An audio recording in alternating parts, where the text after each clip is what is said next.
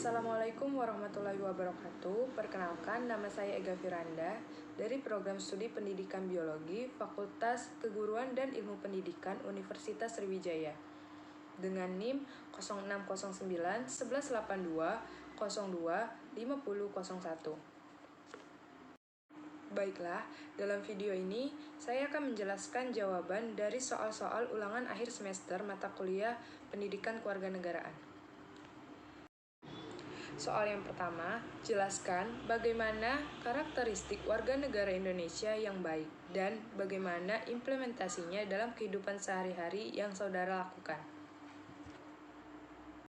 Baiklah, jawaban menurut saya, karakteristik warga negara Indonesia yang baik. Yang pertama, memiliki pemahaman yang baik tentang sejarah serta tujuan negaranya. Yang kedua, ikut serta secara aktif dalam memajukan bangsa dan negara melalui peningkatan kualitas kinerja berdasarkan bidangnya masing-masing. Yang ketiga, menjunjung tinggi kerukunan antar warga negara, memperkokoh rasa persatuan, gotong royong, dan semangat bekerja sama dalam kehidupan sehari-hari. Yang keempat, cinta tanah air dan bangsa serta tidak membeda-bedakan sara di lingkungan pergaulan sehari-hari. Yang kelima, memiliki kesadaran untuk membayar pajak dalam rangka berpartisipasi dalam pembangunan bangsa. Nah, dalam hal ini banyak sekali implementasi yang dapat kita lakukan sebagai warga negara yang baik. Contohnya, yang pertama mengikuti pembelajaran dengan baik agar kelak dapat berpartisipasi dalam mencerdaskan anak bangsa. Yang kedua, saling menghargai pendapat orang lain dan tidak semena-mena, serta saling tolong-menolong. Yang ketiga, menjaga lingkungan sekitar dengan baik dan tidak merusak fasilitas umum dan tidak membuang sampah sembarangan. Soal yang kedua, apa yang dimaksud dengan identitas nasional, serta jelaskan unsur-unsur pembentuk identitas nasional.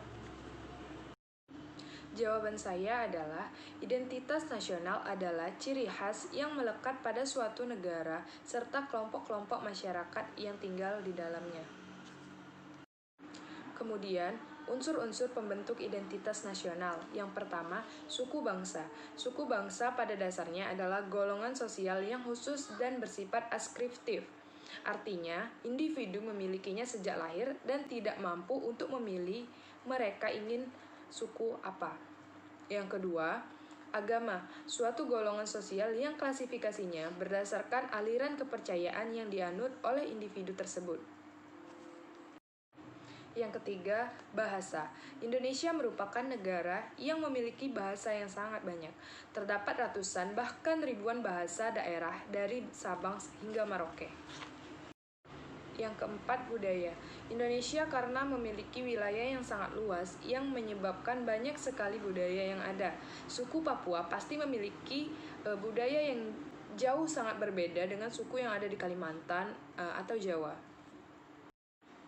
Soal yang ketiga, bagaimana cara mempertahankan NKRI dari disintegrasi bangsa? Jawaban saya, yang pertama, tidak berperilaku rasis. Yang kedua, memberikan kebebasan beragama kepada orang lain. Yang ketiga, bertindak adil kepada sesama. Yang keempat, menumbuhkan sikap tenggang rasa. Dan yang kelima, tidak bertindak semena-mena atas dasar kuasa yang dimiliki. Soal yang keempat, secara umum dikenal 3 macam sistem pemerintahan, yaitu sistem pemerintahan presidensial, yang kedua parlementer, dan yang ketiga semi-parlementer. Jelaskan maksudnya. Kemudian, Indonesia menganut sistem apa, dan jelaskan mengapa Indonesia menganut sistem tersebut. Jawaban saya, yang pertama, sistem presidensial, yaitu sistem pemerintahan yang dimana badan eksekutif dan legislatif mempunyai kedudukan yang independen, di mana seorang presiden dan wakil presiden dipilih secara langsung oleh rakyat untuk masa kerja yang telah ditentukan. Yang kedua, sistem parlementer, yaitu sebuah sistem yang parlemennya memiliki peran penting dalam pemerintahan. Dalam hal ini memiliki wewenang dalam mengangkat Perdana Menteri dan parlemen pun dapat menjatuhkan pemerintahan dengan cara mengeluarkan semacam mosi tidak percaya. Yang ketiga, sistem semi-parlementer, yaitu kepala negara yang dipimpin oleh presiden dan perdana menteri sebagai kepala pemerintahan, serta antara lembaga legislatif dan eksekutif menjadi satu. Nah, kemudian Indonesia menganut sistem apa? Jawabannya, Indonesia menganut sistem pemerintahan presidensial. Alasan Indonesia memiliki sistem pemerintahan presidensial yaitu disebabkan oleh pemerintahan presidensial sesuai dengan sistem demokrasi Pancasila dan budaya politik yang dianut oleh negara Indonesia. Soal yang kelima, bagaimana pendapat Anda terhadap paham radikal yang saat ini marak di Indonesia? Jawaban saya, menurut saya, paham radikal yang ada di Indonesia menjadi masalah yang kompleks yang harus dipecahkan setiap elemen masyarakat. Kelompok radikal yang paling menonjol yaitu ISIS. Meskipun demikian, seluruh masyarakat tetap dihimbau agar tetap waspada akan kemungkinan penyebaran paham yang dinilai cukup meresahkan Indonesia. Soal yang keenam, jelaskan hubungan antara wawasan Nusantara, ketahanan nasional, dan bela negara. Jawaban saya, di antara ketiga hal tersebut, terdapat keterkaitan antara satu dengan yang lainnya. Wawasan Nusantara adalah cara pandang suatu bangsa mengenai diri dan lingkungan yang menjadi dasar pemikiran seluruh warga Indonesia. Tujuannya agar dapat terbentuk ketahanan nasional pada bangsa tersebut yang didasari kesamaan jati diri bangsa dan lingkungannya.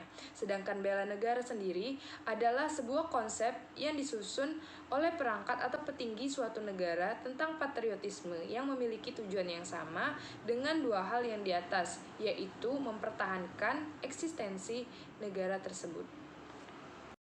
Sekian dari saya ucapkan terima kasih. Mohon maaf bila terdapat kesalahan dan masih banyak kekurangan.